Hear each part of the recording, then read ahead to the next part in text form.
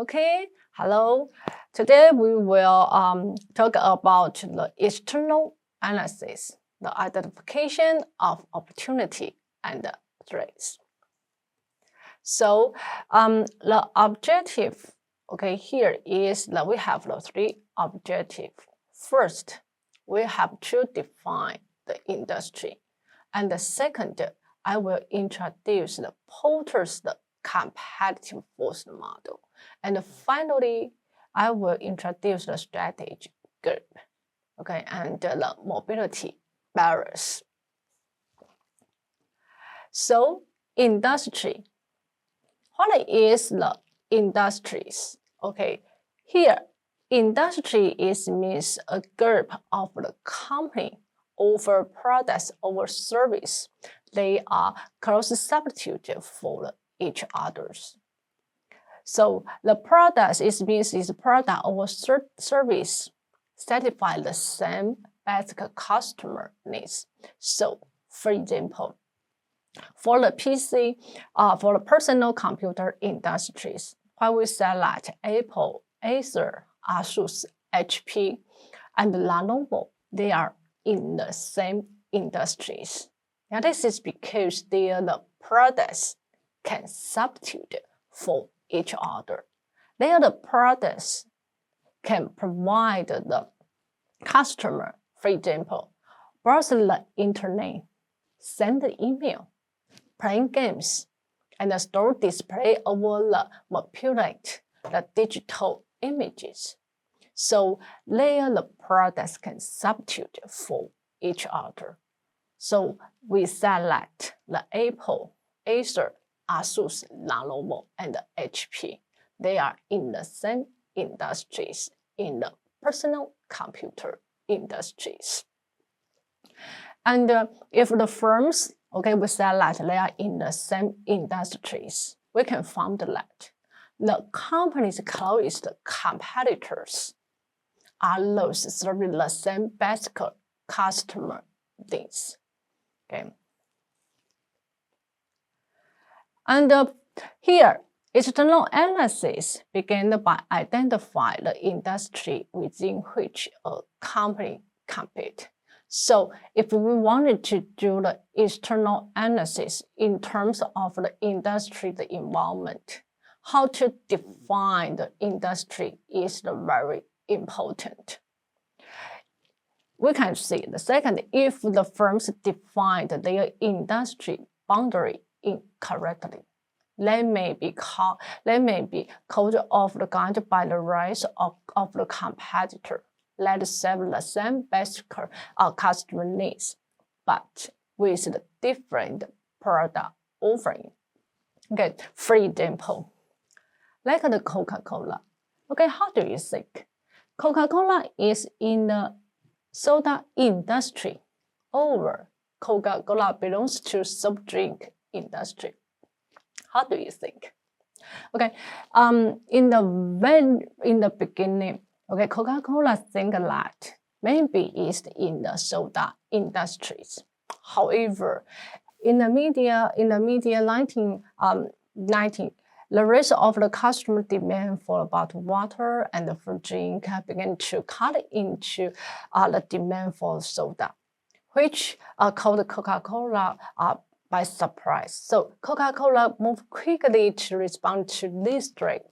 They introduced his own brand of water and acquired the orange juice maker. So we can see the Coca-Cola, okay, they found that maybe it belongs to the soft drink industries, not the soda industry.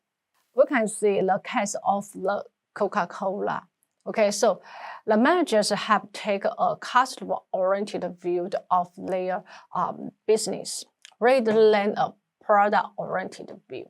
So in the beginning, the Coca-Cola, they use the product-oriented view. So they think that it belongs to the soda industries. However, okay, later they use the customer-oriented view. So they think that they should belongs to the soft drink industries.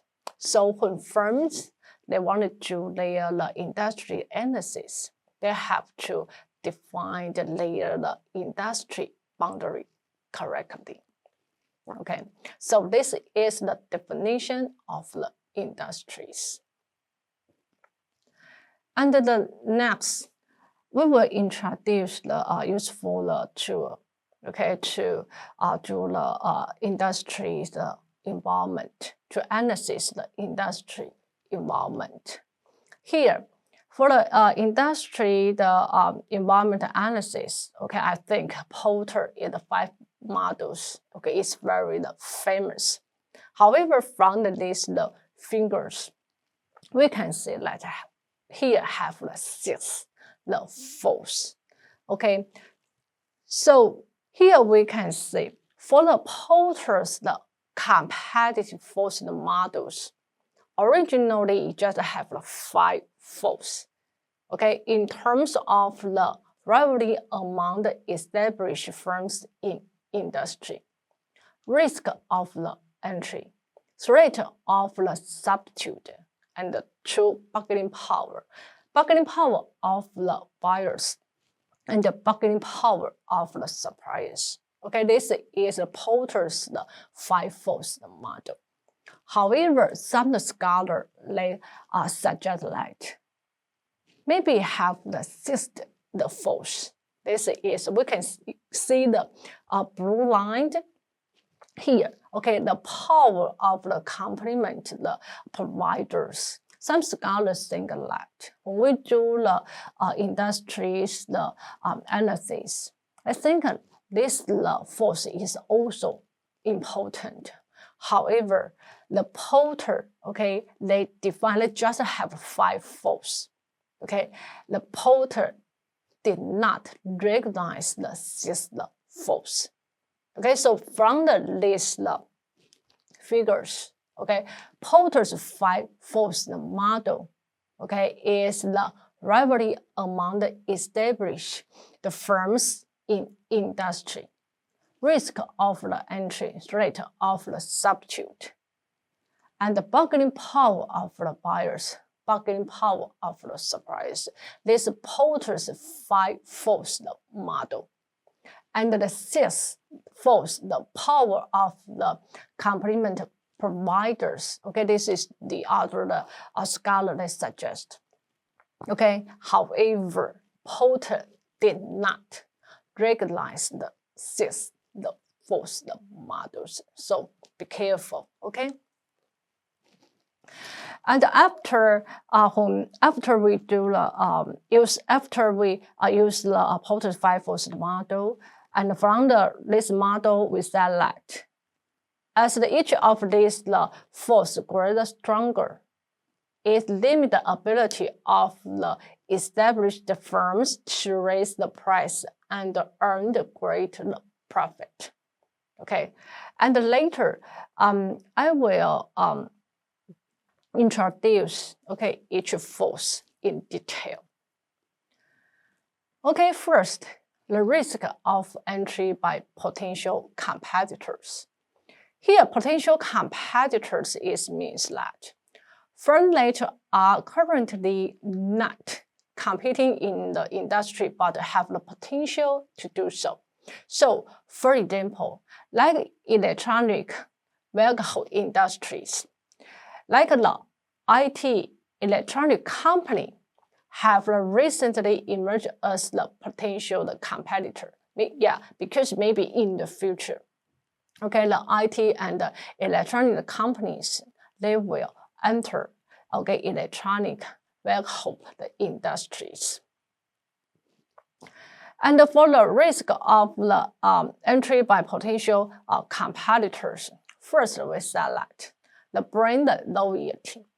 Brand loyalty means the preference of the customers for the product of the established companies. So it means that if now the existing companies, the established companies, the company in these industries, they have very good brand loyalty.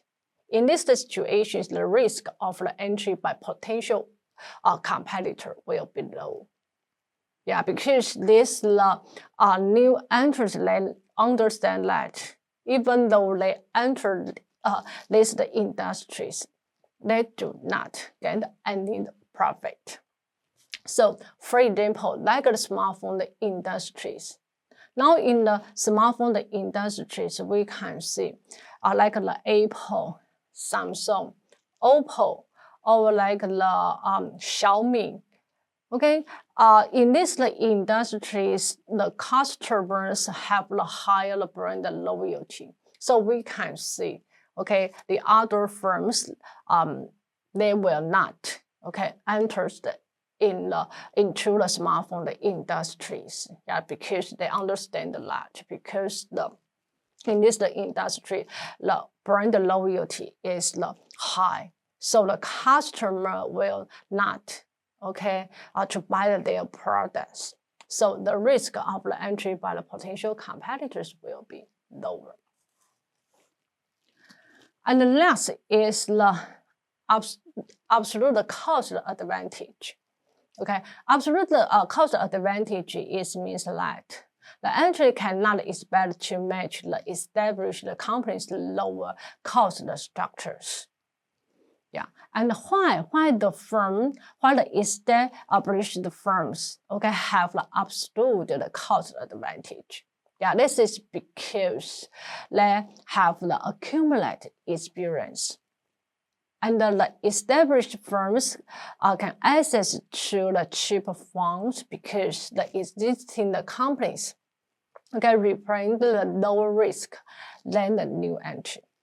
And the listed firms, they also control the particular input required for the production. So the existing firms, they have the absolute cost advantage. So if the existing firms in these industries, okay, they have the absolute cost advantage, the risk of the entry by the potential competitors will be lower. And the next, switching cost. Switching cost, okay, it arises when the customers invest the time, energy, and money. Okay, switch from the products offered by one established company to the products offered by a new entrants. So here, if in these industries, okay, the customer, the switching cost will high. The risk of the entry by potential competitors will be low. Okay, and the last, the government regulations. Okay, government regulation have constitute a major entry barriers for many industries. So for example, like water, electronic power industry, telecom industries. Okay, in these industries have the government regulations, right? They will protect the existing firms. So the risk of the entry by the potential competitors will be lower.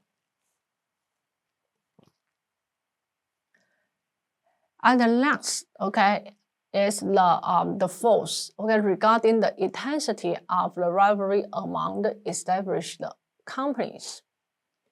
Firstly is regarding the industry competitive structures.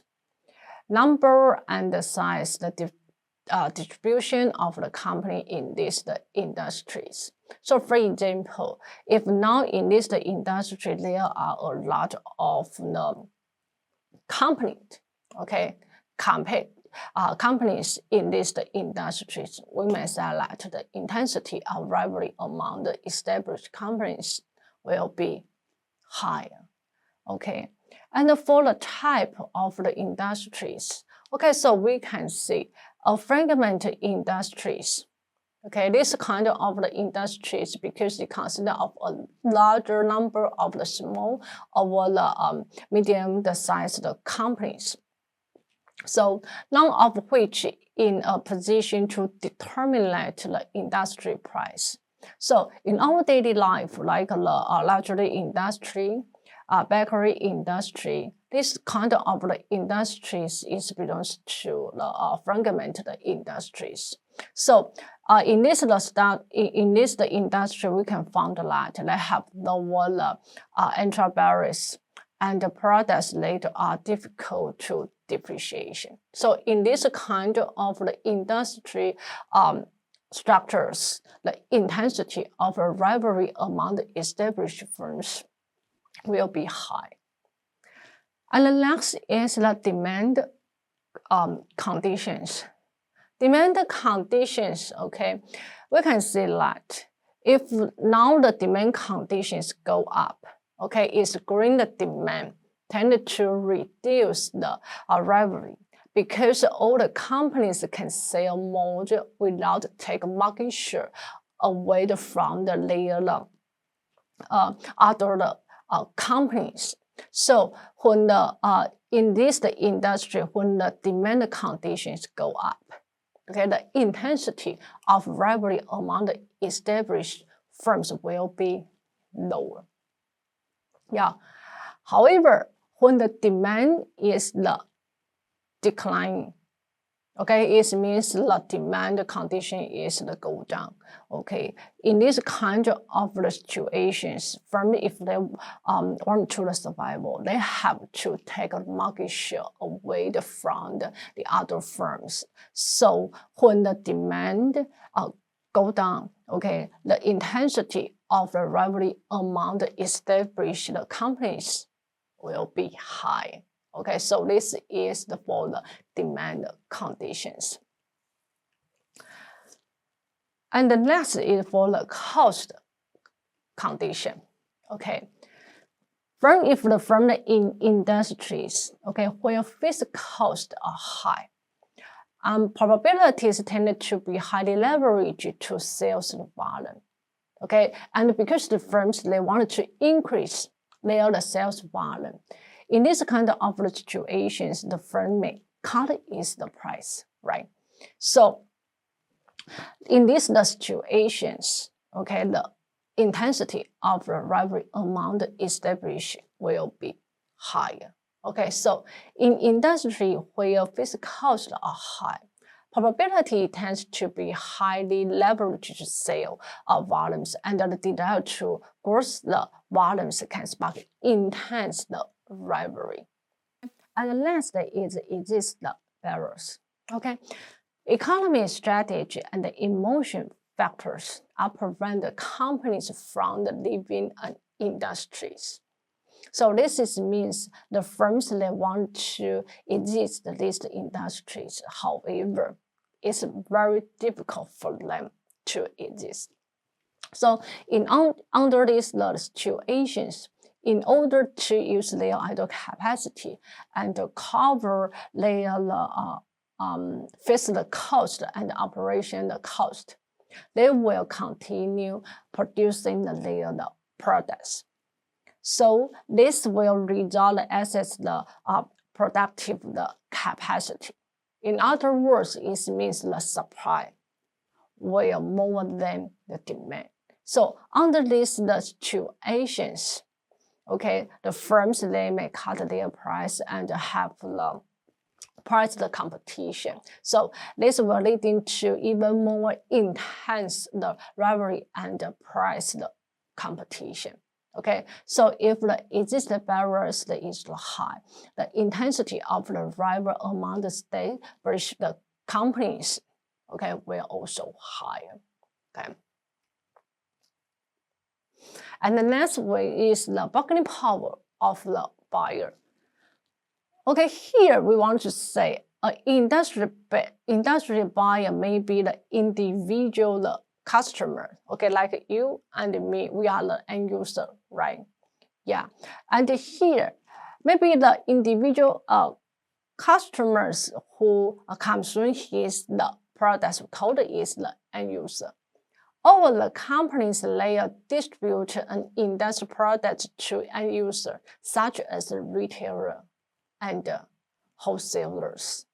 Okay, so in this for this wording, we can understand that the end user and the retailer and the wholesaler, okay, we call it the buyer.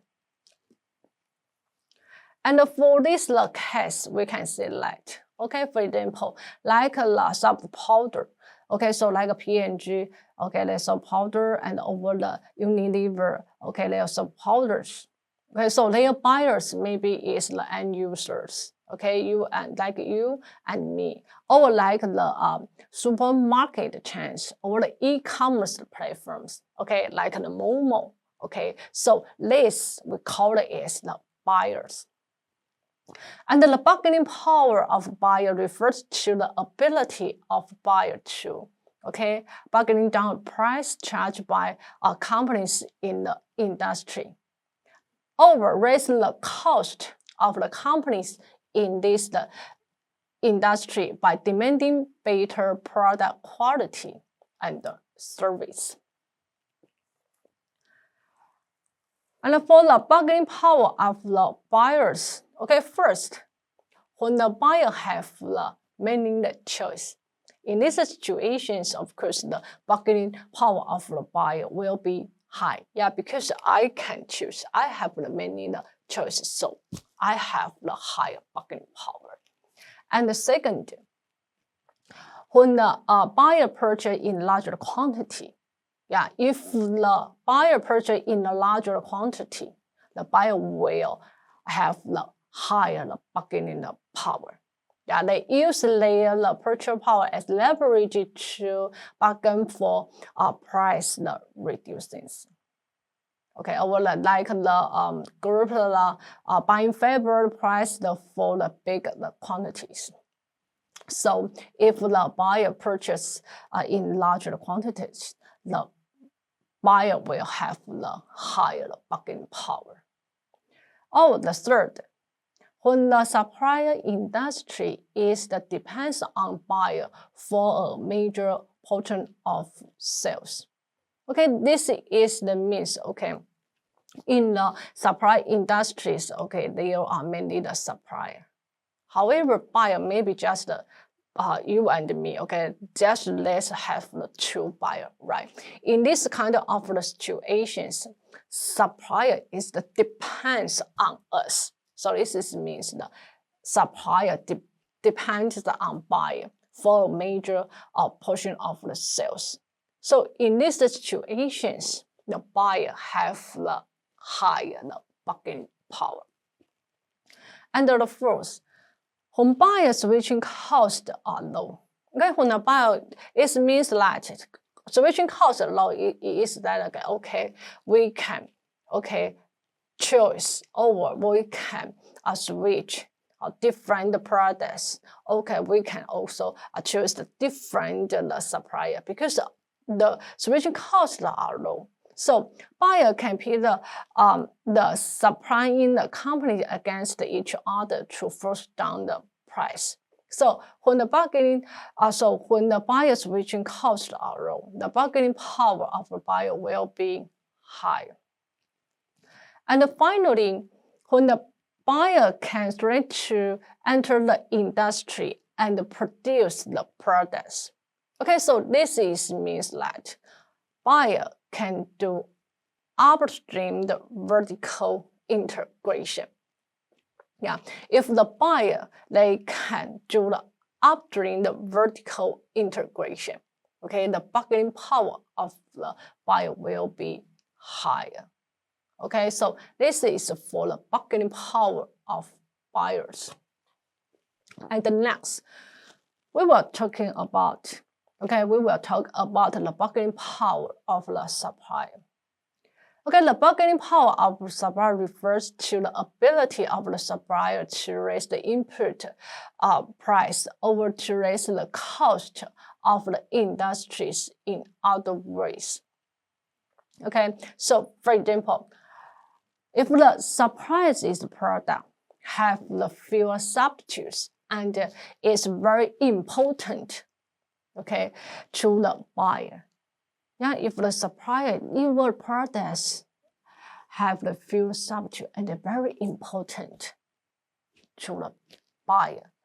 In these situations, of course, the supplier the bargaining power will be higher.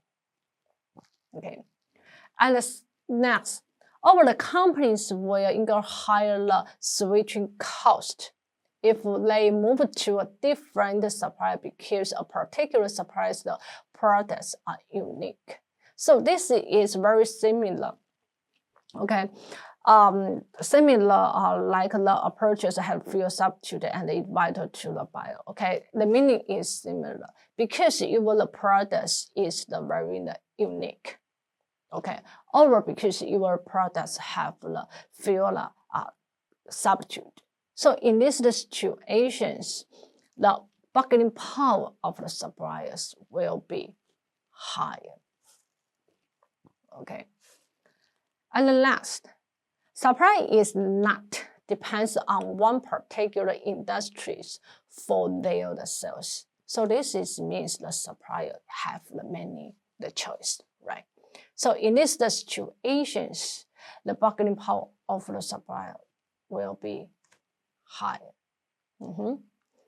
And the next, supplier can ready to enter a customer industries.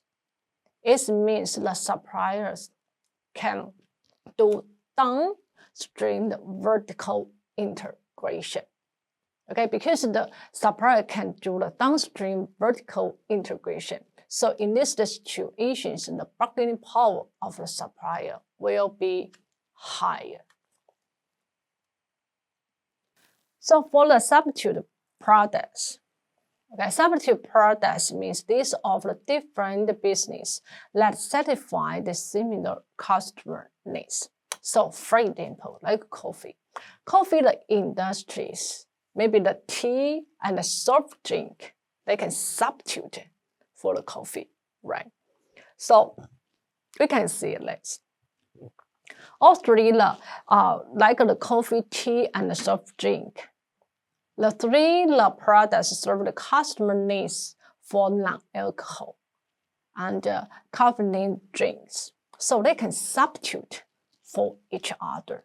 So if the price of the coffee rises too much relative to that of the tea or the soft drink, and the coffee drinker may switch to this substitute. Okay, so in this industries, if there are a lot of the substitute products, of course the rate of the substitute will be higher. Okay, so if in this industry, okay, there are a lot of the substitute products. Okay, this will limit the firm's ability to charge the higher the price for their products, and also limit the industry profitabilities. Okay, so this is for the substitute products. Okay, however, if the industry products have few close substitute, this will enhance the firm's ability to charge a higher price for their products and earn the additional profit. So for example, like the PC industry, in our personal computer or in our notebook, we understand that CPU is very important, right? Yeah, and until now, there are very few products can substitute for the CPU. Yeah, so like Intel and the AMD. So in this kind of the situations, okay, because in this layer the industry, the product have fewer close substitute. So the firms in this industry, they have the ability to charge the higher the price for their product. So we can always say that the CPU, okay, like the Intel or the AMD, okay, they can charge the higher the price, yeah, for their CPU, right? So this is the case, okay, for the substitute products. And finally, okay, as I mentioned, the sixth force, the complementer, okay, complementers, the complement providers. However, here I will remind you that the force did not recognized by the Porter. Yeah, this the force is the other scholars suggest this this force is important. However, for the Porter's 5 force model, okay, this model, okay, did not include this force. Okay, complementers. Complementers are companies that sell products that added value to the product of the company in an industry. So, for example, like the PC industries, the software applications is kind of the complementary. Yeah. So here, if in this industry, the greater the supply of the higher the quality software the application, okay, is the complementary, right? So this will increase the value of the PC to customers. And when the customer feel that, okay, then the products, okay, have the higher value, of course, this will increase the demand for the PCs. Okay, for the PCs here. So the greater the probability of the PC industries. So in other words, if in these industries, okay, there are a lot of the complementers. Yeah, this will increase the probabilities of these industries. So the complementers also play a very important role. So this is why some of the scholars suggest that maybe when we do the industry analysis, we should take the complementary into the consideration. Okay, so here, okay, is about the industrial analysis. Let me remind that the Porter's 5 force, okay, 5 force model. The first one is rivalry among the established firms in these industries, and the risk of the entry, the threat of the substitute, and the bargaining power of the buyer, and the bargaining power of the supplier. Okay, this is Porter's 5 force model. However, for the complementary providers, okay, in this force, the Porter did not recognize this force. Okay, so you have to remember this. Yeah, so this is for the industry analysis. Okay. Yeah, and finally, for the Porter's competitive force models, okay, is the useful tool. However, it also have some limitation. Firstly, it change. Because the competitive force models are static, they cannot capture the periods of the repair change in the industry environment. Okay, and the second, company difference.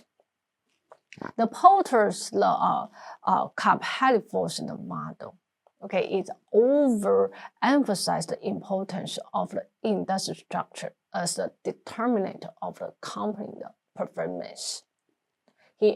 This model underemphasized the importance of the variations among the companies within an industries. So in other words, Porter's competitive force model, okay, they just think about how the industrial structure influences the firm's performance. However, the internal analysis, like the firm's resource capability, is also very important, right? However, in the Porter's model, okay, this model did not consider the firm's resources capabilities. So it underemphasized the importance of the variation among the companies within the industries. So this is why, okay, later we will talk about the internal analysis regarding how the firm's resources capability influence the firm performance. Okay. So this is for the Porter's the competitive force models. And finally, okay, I will talk about the strategic groups within the industries. Okay, here, what is the strategic group? Strategic group means company that pursue a similar strategy in these industries.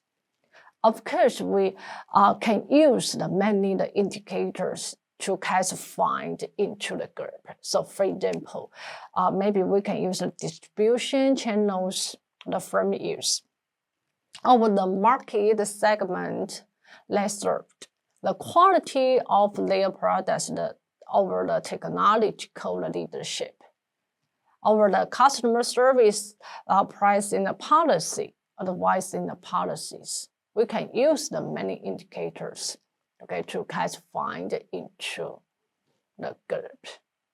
Okay, so for example, okay, like here, strategic group, okay, in the commercial aerospace industries. So we can see here, in these industries, we have two strategic groups. One is the larger gems, the other one is the regional gems, right? So from the list fingers, we can see that we use the range, low range, the high range, and the other dimension is the C capacity, lower C capacity over the high capacity. We use these two dimensions to classify the firms in the commercial aerospace industries. So we can say that in the these industries like the Boeing and Airbus, okay, that belong to the larger gems, the strategic group, because they fly the long range. And they have the higher, okay, over the 100 Cs, so they have the higher C capacity, right? So the Boeing and the Airbus, okay, they belong the large gems. However, the other three companies, like the Fokker, Embarrass, okay, like these firms, okay, they have the lower, first on the lower range, and they have lower C capacity. Yeah, so that belongs to the same strategy group. And the other example is like the pharmaceutical industries. So we can also see for the pharmaceutical industries, we also use the two dimension. Okay, the R&D expenditure low, high, and the other dimension is their medicine. Okay, their price of their medicines is high or low. And from these fingers, we can select like the Merck, Lilly, Frederick, because these are the firms that have the higher R&D expenditure.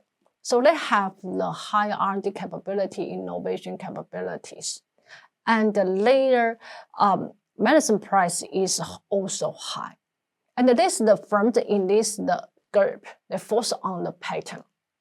Yeah, so here we can see the named is the proprietary drugs, the strategy group. However, on the other group, generic drugs, so we can see that the pharmaceutical industries, mainly like these firms, okay, they have the lower R&D expenditure, and their medicine price is also low. So these firms, they are in the same group, generic drugs. So these are the firms, okay? So these firms, we call it is in the same strategy groups. Yeah, so this is the other example, okay, for the strategic groups in the pharmaceutical industries here. And let's we say the implication of the strategic group. And we can see that since the companies, okay, if they are in the same strategy group, because they pursue the similar strategy, right?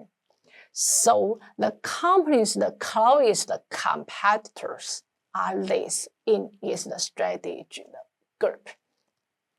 And customer, okay, will view the products can substitute for each others. And the next, the different strategy group have a different relationship to each of the competitive force. Okay, it means that each the strategy group, they will face a different set of opportunity and threats. So we can see that. Okay, let's say for the pharmaceutical industries, okay, for the proprietary drug, okay, for this the strategy the groups, we can see that because these firms, they have the higher R&D capability, they have the higher innovation capability, they focus on the patent. So the firms in this the group, their risk of the entry by the potential competitors will be low. Yeah, because they focus on the patent, right? So this the patent will protect them. Okay, and the bargaining power of the buyers, okay, will be lower. Yes. However, for the other group, okay, the generic, the drug strategy, the groups, okay, in this the firm in this strategy group, because they have the lower level of R&D expenditures, they have lower innovation capabilities. So for the firm in this strategy group, the risk of the new entry by the potential competitor will be higher. And the bargaining power of the buyers will also high. Okay, so this is why here we said that different strategy groups have a different relationship to each of the competitive force.